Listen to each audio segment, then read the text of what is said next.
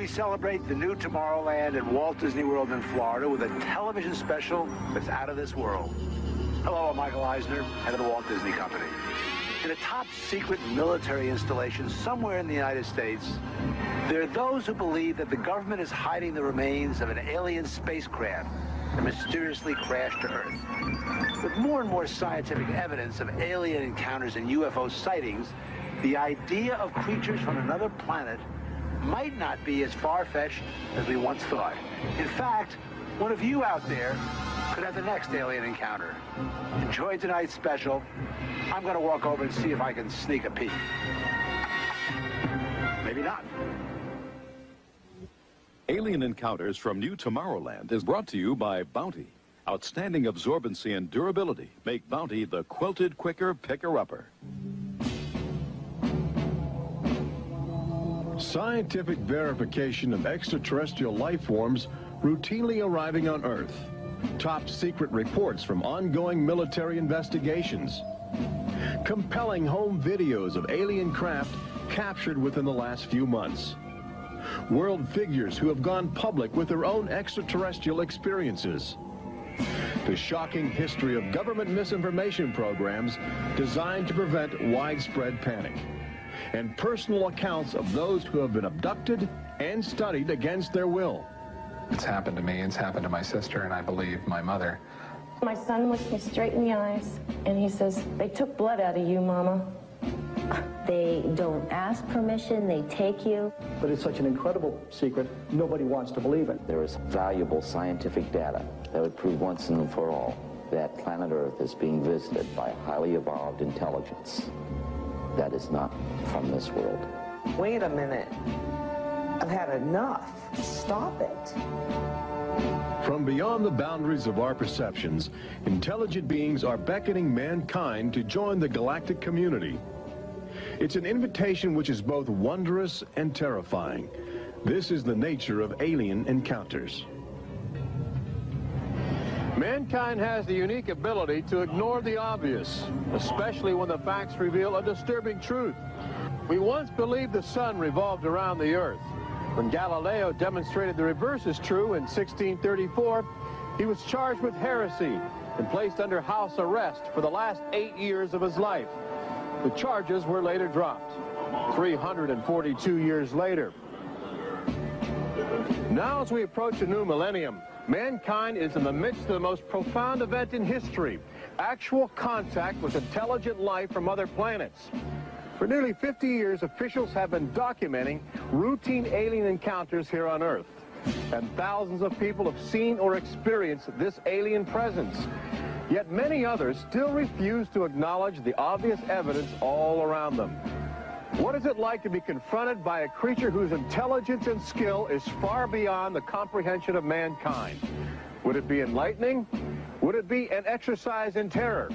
Or perhaps both?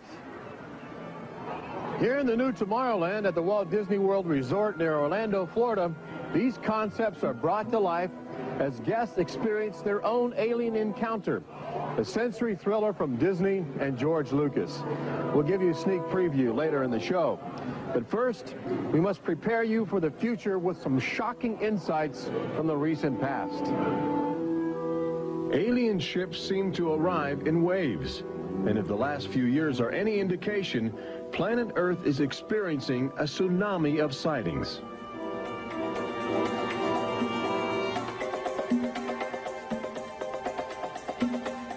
Mexico City, 1992. If you were arriving from outer space, this would be your first stop. It's the world's largest metropolitan area, easy to spot from a distance. Saucers arriving here have an affinity for military helicopters. This one was caught stalking a squadron during a national holiday celebration. Dozens of people videotaped the craft. Millions more just stared in disbelief as it covered 200 square miles of territory in a matter of minutes. Canada, 1991. In a residential area just outside Ottawa, this alien ship was photographed landing in what appears to be a prearranged site. UFO investigators claim the structure of this craft reveals a technology previously undocumented.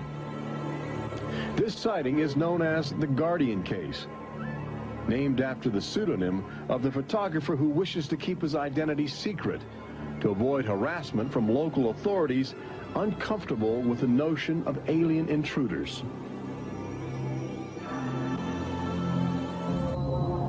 For the last few months of 1994 and lately in 1995, Gulf Breeze, Florida has been ground zero for alien encounters. Especially during the day, extraterrestrial craft have become common ornaments in the uneasy skies. Over those dunes right there. There she is, right there. Oh my God.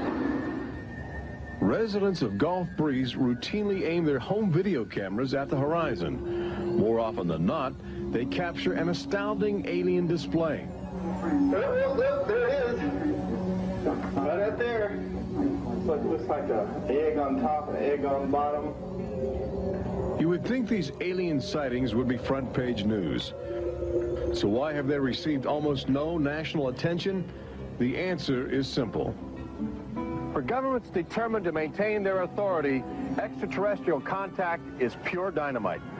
They're beings from another planet. We don't know where they come from. We don't know what they're doing here. There's nothing we can do about it. Meet Captain Kevin Randall, retired Air Force intelligence officer, now a top investigator of alien encounters.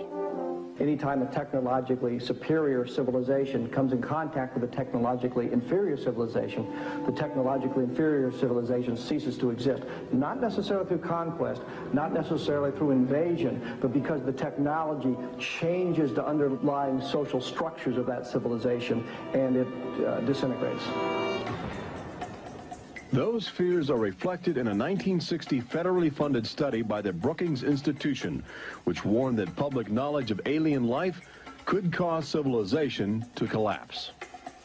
So they began a policy of covering up and hiding the information, but they also began a policy of ridiculing, so that people who really see something are afraid to come forward. This isn't right to do the ridicule. I mean, a lot of people suffer. Retired Army officer Clifford Stone certainly suffered after he began private research into the UFO phenomena while still in the service. Well, I was given a lawful order while I was in the military to back off. I refused that lawful order. That resulted in me having to go to be psychoanalyzed, which kind of backfired on my command. But I was actually given a lawful order not to write to members of Congress without first getting it approved through my command, and not to talk to members of the media. Of course, I went out and violated all those directives simply because I felt they had no right, that I had a right. He also has determination.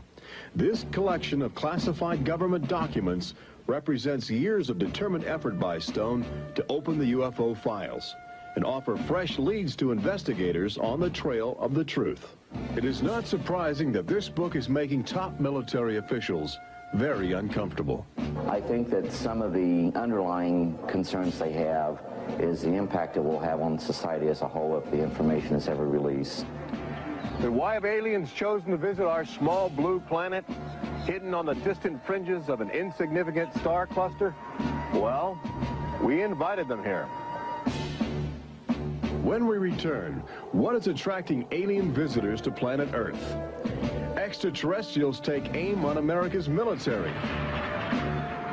A crashed saucer becomes a top-secret bombshell. The nation's capital becomes a cosmic crossroads. And later, how Disney Imagineers have designed a way to prepare humans for their inevitable alien encounter.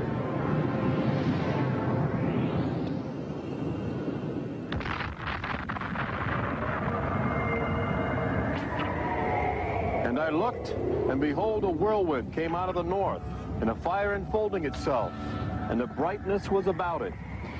Also out of the midst thereof came the likeness of 4 living creatures.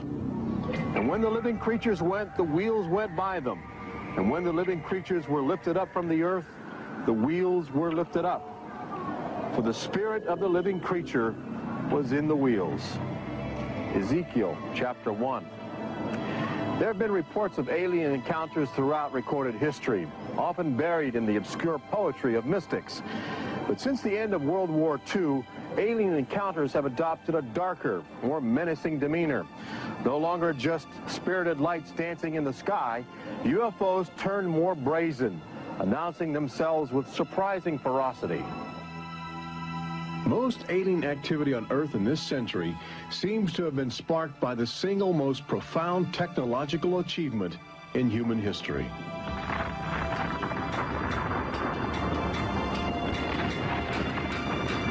The atomic bomb did more than blow away every conventional notion of combat. It also saddled mankind with the awesome responsibility of life and death for the entire planet. But what the world didn't know in 1945 was that the atomic bomb's brilliant burst of energy would also be mankind's cosmic calling card, announcing to the universe that a technological society had evolved on a small blue planet in the backwaters of the stars. So as the world celebrated the war's end in 1945, aliens who heard man's atomic trumpet were already charting their course towards Earth, responding to our open invitation. As early as 1947, the large alien ships began to arrive, navigated by living creatures. Their advanced physics allowed them to traverse the galaxy and pierce Earth's atmosphere with amazing speed. The U.S. military immediately went on the alert against the unknown menace. Sightings were perceived as threats to the security of an America still reeling from the edgy consciousness of war. And the sightings were taking place all across the country. I glanced up and there were 3 flying saucers in a V with what appeared to be a dome on the top with, I can't be sure, but I believe I saw the sun glinting off of windows or observation portholes of sort. I think it was from outer space, but friendly. Army fighter planes are on patrol for flying saucers. Cameras installed to photograph them. Portland, Oregon, the area from which came the first weird reports. This flying saucer patrol shows how the Air Forces, while not putting too much stock in the mysterious things in the sky, are investigating. The control tower's in touch and on the watch. So are a whole lot of people these days. They're seeing flying saucers everywhere. Flocks of fantastic discs flying through the air. But the military finally had to admit that something was happening that they didn't understand, offering their first and only public statement on the UFO phenomenon. The recent sightings are in no way connected with any secret development by any agency of the United States. They weren't always called flying saucers. Some reports claim they resembled other household objects. The public was fascinated and anxious to make contact. But our official response remained aggressive, sometimes sparking deadly games of high-speed, high-altitude cat and mouse. National Guard Captain Thomas Mantell played that game and quickly became a grisly statistic. His last words, as Mantell soared at an altitude of 20,000 feet, are a chilling commentary on the power of the alien ships. I'm closing in to take a look. It looks metallic and of tremendous size. It's going up now as fast as I am. That's 360 miles per hour. I'm going after it. Moments later, Captain Mantell's mission had ended. Occasionally, the tables were turned. More than one alien craft crashed and was recovered for secret U.S. military research. The most famous case took place in July of 1947, just outside the community of Roswell, New Mexico. Famous because local officials openly admitted they had retrieved an alien ship before their commanders instructed them to keep the story confidential. What you can't explain, they reasoned, you must deny. July of 1947, the Army Air Forces at Roswell announced we had captured a flying saucer. You can say our government announced in July of 1947 they had a flying saucer. 3 hours later, They announced, no, it's merely a weather balloon. The officers at Roswell made a mistake. But our government has come forward and said, yes, we had a flying saucer. Then they took it back. Any one of your viewers can go back to the newspapers on July 8th, July 9th of 1947, and just front page headline after headline that the government had captured a flying saucer. Don Schmidt from the Center for UFO Studies in Chicago is convinced that the Roswell case is the linchpin in America's ongoing alien cover-up. We have over 550 witnesses. They were there. They handled the debris. They saw the craft. They saw the bodies. They handled the crew members of that craft. And invariably they all say, this was not from this earth. This is the actual site where the Roswell saucer was discovered, along with the bodies of 3 extraterrestrial missionaries who didn't survive the collision. The debris and the dead were impounded and taken away for top-secret study, while a classified investigative committee called the Majestic 12 was organized by President Truman. And a government cover-up was initiated with a calculated disinformation campaign. The military, I know for a fact, has established what's called disinformation programs, officially sanctioned deception programs. This is covered by a regulation at Department of Defense level that's secret. This is the case with the unidentified flying objects.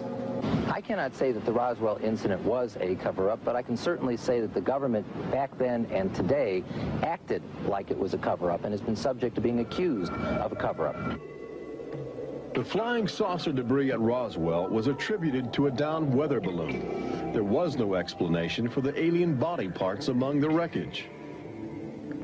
Before long, other sightings were dismissed as optical illusions caused by electrified swamp gas, with elaborate demonstrations staged for newsreel cameras to back up the claim. But while the Pentagon refused to publicly admit aliens had arrived on Earth, their top-secret internal memos told a different story, even detailing the various ships and the creatures they had autopsied. Meanwhile, the American people fell in love with flying saucers, sensing something playful in their alien design. Before long, even the military seemed to fall under the trance of the UFOs. Government inventors began to mimic what they were seeing in the sky, in a strategy to stumble upon the secrets of advanced alien technology. These rare films chronicle those primitive efforts.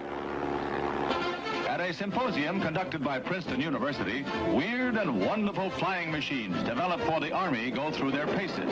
The flying scooter, for instance, with only a 7-horsepower motor. Or this flying what have you. Just count your fingers after starting the fans.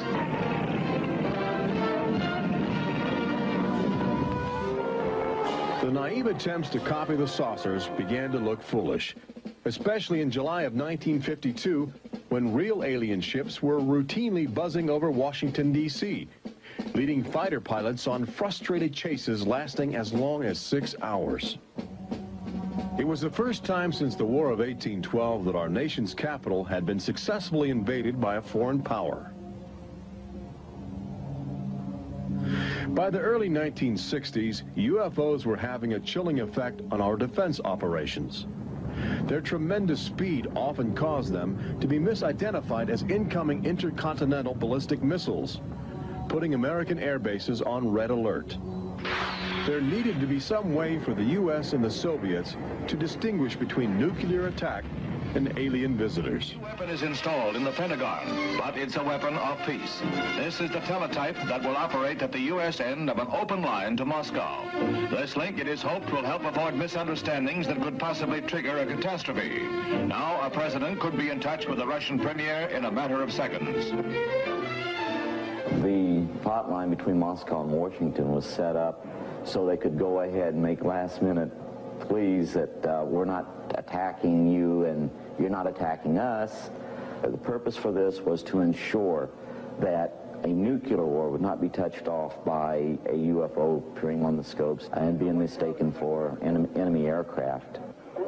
The hotline eased some international tensions, but it didn't halt the interaction between the military and the aliens, which continues to this day. November of 1975, essentially every SAC base in the United States was visited by UFOs. we have reason to believe that the UFOs went ahead and had some effect on changing the codes within the missiles, within the launch control facility, to change where the missiles would hit. 1976, September, Iran, 2 F-4s tried to intercept a UFO and shoot upon a UFO. The weapon systems of the planes go dead. The communication systems go dead. These are just 2 examples of cases which sound like they came out of science fiction, but in reality, they're from government documentation. Documents released by the State Department. 3 main engines up and burning. September 1991. Space Shuttle Mission 48. Commander Clayton and his crew point their cameras at the planet's horizon for a live broadcast to Earth. Many viewers noticed an alien ship playfully cavorting around the shuttle at tremendous speeds. NASA still refuses to acknowledge the incident. But since that time, the space agency no longer allows public access to live unscrambled television signals from shuttle missions. Currently in 1995, the Federal Emergency Management Agency trains personnel with a manual that suggests techniques in communicating with extraterrestrials encountered in the line of duty. This document is in marked contrast to a federal law passed by Congress in 1969, which makes it illegal for any American to have contact with an extraterrestrial, punishable by a $5,000 fine and a year in jail. Ironically, both documents were composed by a government which refuses to publicly admit that there is intelligent life on other planets. Indications are that government, military, and scientific leaders will soon release nearly a half-century of official documentation of ongoing alien encounters on Earth. Perhaps they feel it would be too embarrassing not to reveal the truth before the truth reveals itself. But these FBI files acquired through the Freedom of Information Act outline nearly 50 years of UFO reports investigated by federal agents all across America. Overwhelming evidence that something sinister is at work. But look carefully. The torn pages, the ragged copies, the large areas blacked out in an effort to keep secrets locked away. If we are keeping information, which I am certain we are, from the American public on unidentified flying objects, then we're wrong. Government has an obligation to the people to tell the truth. No matter what that truth might be, the people have a right to know that planet Earth is being visited by a highly evolved intelligence that is not from this world.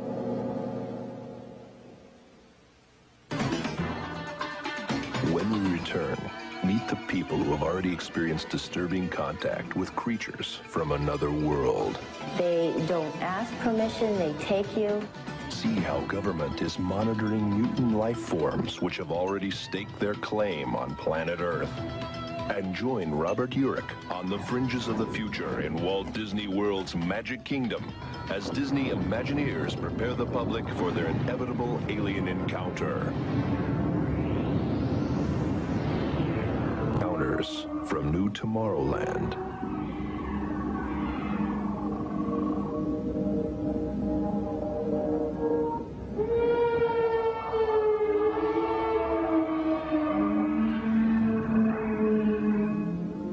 The fact is, everyone encounters alien life forms each day. We've just become accustomed to ignoring the evidence. We expect the first visitors from outer space to arrive in flying saucers. But there are new scientific suggestions that the microbiotic organisms, which routinely invade human bodies in the form of viral disease, may have extraterrestrial connections. These minute alien life forms may very well be the advanced invasion force, leading the way to test Earth's environment for more complex and determined creatures.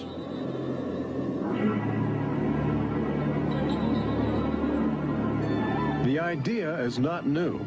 Arrhenius, a Swedish chemist who died in 1927, first proposed the theory of transfermia, the notion that life is universally dispersed, possibly carried by cosmic winds across the vast expanse of the galaxy in the form of viral spores. Uncovering this mutating alien life is an ongoing government project carried out by scientific teams at NASA. They begin by collecting meteors which have landed on the barren landscape of Antarctica. Here, low temperatures preserve the alien life clinging to 4 billion-year-old cosmic debris. In a specially sealed clean room at the Johnson Space Center, these crude interstellar spaceships are carefully dissected to extract the biotic matter inside. Amino acids, a kaleidoscope of organic compounds, and the chemical catalysts of life are analyzed with sophisticated gas chromatographs and mass spectrometers. Life is plentiful in the universe and eerily tenacious.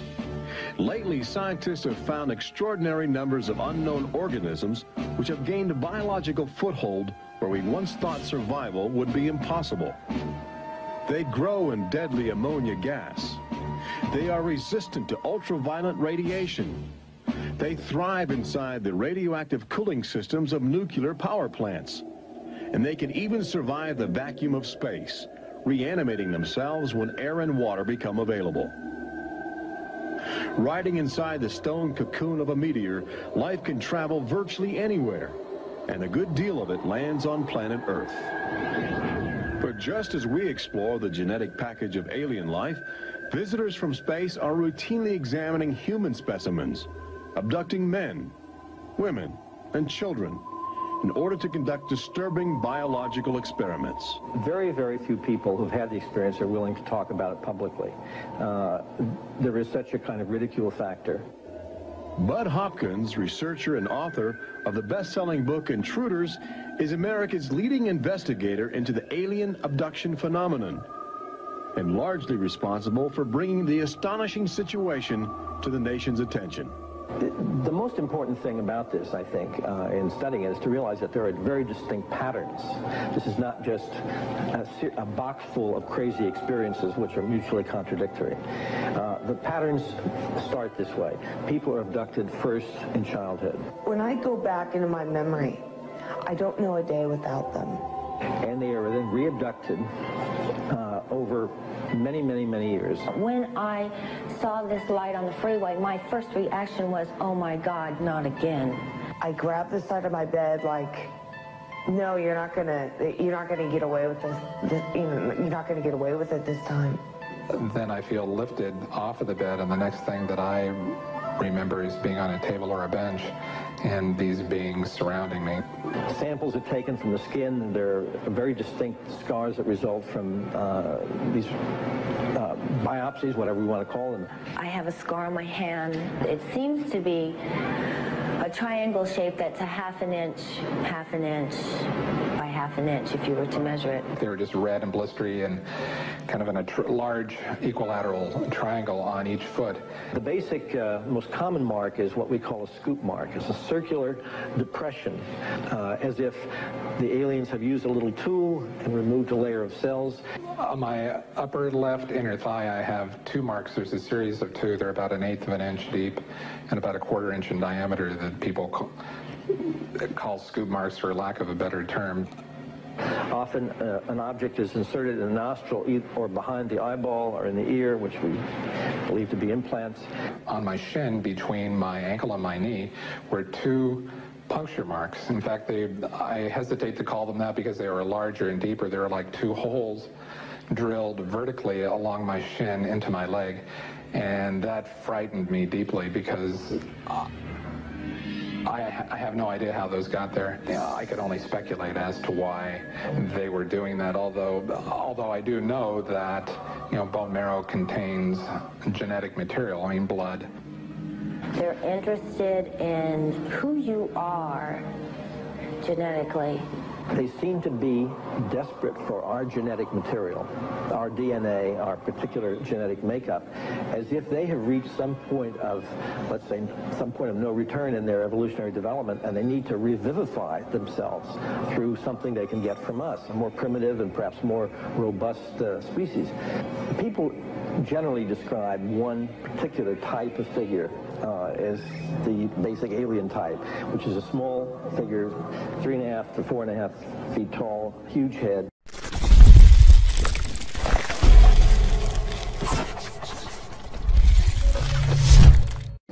huge black eyes, hairless, grayish-white skin, just a tiny slit for a mouth that doesn't move, and so forth. I'd say that accounts for about 85% of the descriptions. There's some that are very, they talk about the reptilian being like sexually aggressive, and then there's some that look like praying mantis that are very mean and very violent. It is a violation of your body. It's a violation of your space. They don't ask permission. They take you. On this earth, when you are raped, when you are mugged, even if you don't see that person that is doing you bodily harm, you have somewhere to go. You can go to the police and at least give a report whether they do something or not. You have somewhere to go. But in this case, you have no one to talk to. You have no one to say, this has happened to me. I've been so violated. You don't even know. And you're not ready for this. My love life went to hell. My schooling went to hell. Everything went to hell. And it's terrifying. It's not fun. It ruins your life because you have nowhere to go. Twinkle, twinkle, little star, how I wonder what you are. Up above the world so high like a diamond in the sky. Makes me want to cry.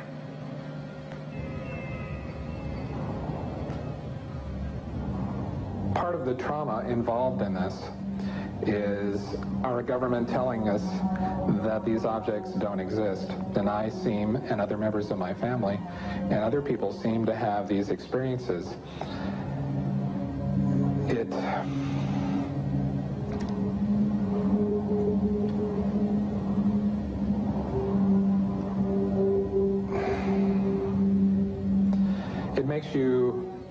It makes you doubt your sanity. The range of people who have had abductions around the world, because it is a global phenomenon, is just, it's a total range. I've worked with people who are of Oriental backgrounds, African-American background, Hispanics. I've worked with one NASA scientist, a research scientist, who is an abductee, a police lieutenant from the South, doctors, lawyers. I mean, I've had, incidentally, 7 psychiatrists come to me because of their own personal abduction experiences. The phenomenon affects people from all walks of life. And it has a dramatic effect on families. Debbie and Terry know firsthand. Both are ongoing abductees with deep concerns about the chilling connections between aliens and their children. I thought this was mental illness. Then my son started speaking about little airmen coming into his room and taking us up, and there was even one point where he said, "They took blood out of you, Mama." He wanted guarding all the time. He wouldn't go to bed at night unless I slept with him. He was angry. And the other thing is he started setting traps. One night my husband came home from work and there's these little colored stones all over the garage. And Dale, my husband, said, "What is this for?" And he says, "Well, this is when the airmen come, they slip and fall on their butts." The interesting thing about children is a sort of innocence about their perceptions. I will present these cards of different heads, and there's Santa Claus, Batman, policeman, a clown, Ninja Turtle, an alien. What we do is to see how the child responds when we get to the alien face, and it can be extremely moving because I've seen children just collapse when they see the drawing of the alien, crying, hugging their fathers or their mothers in terror. Well, she was 4 years old, and she was past bedwetting and all of that behavior. She was beyond that, and she'd never wet her bed. And when we moved to Banning, she started having nightmares every night and wetting her bed. And a couple of weeks ago, she had a bunch of scratches on her face, and she didn't have them when she went to bed. I said, "What happened?" And it was funny. The only thing I could get out of her was that she asked me, "Do aliens hurt you?" And I went, "What?"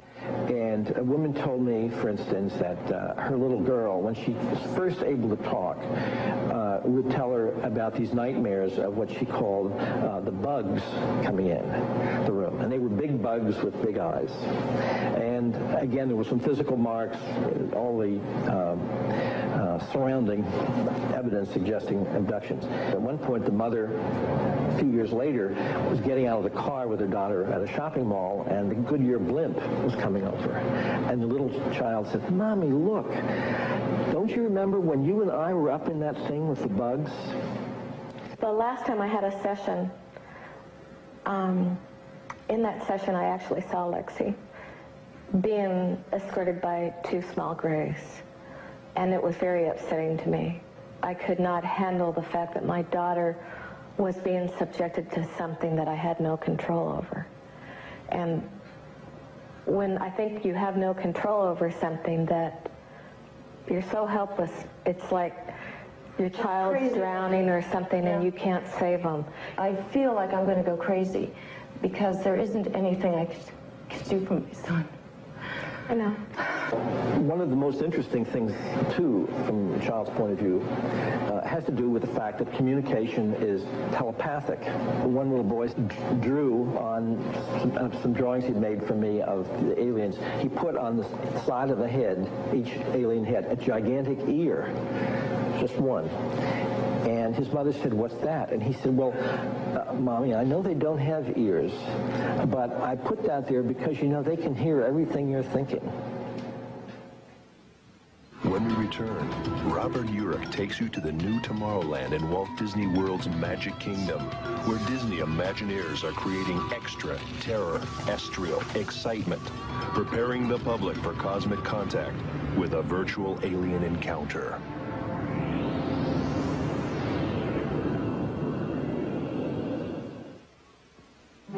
An official UFO sighting report, one of thousands compiled over the last few decades.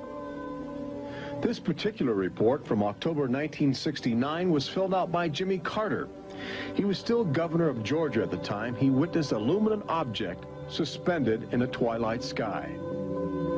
Later, when he assumed the office of President of the United States, his staff attempted to explore the availability of official investigations into alien contact. As this internal government memo illustrates, there are some security secrets outside the jurisdiction of the White House. We investigated lights in the sky for over 20 years. We didn't get anywhere. We have over 100,000 cases from over 160 countries in our files at the Center for UFO Studies in Chicago.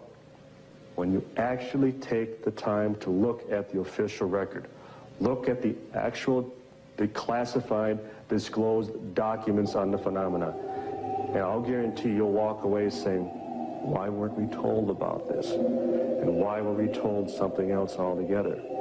We've all been indoctrinated to have this knee-jerk response just to that term, UFO. We have to ask ourselves, who started it? And isn't it about time we go out and find out for ourselves? Every year, NASA routinely propels about 24 astronauts into a low Earth orbit aboard the space shuttle, a loud, lumbering, somewhat primitive rocket ship.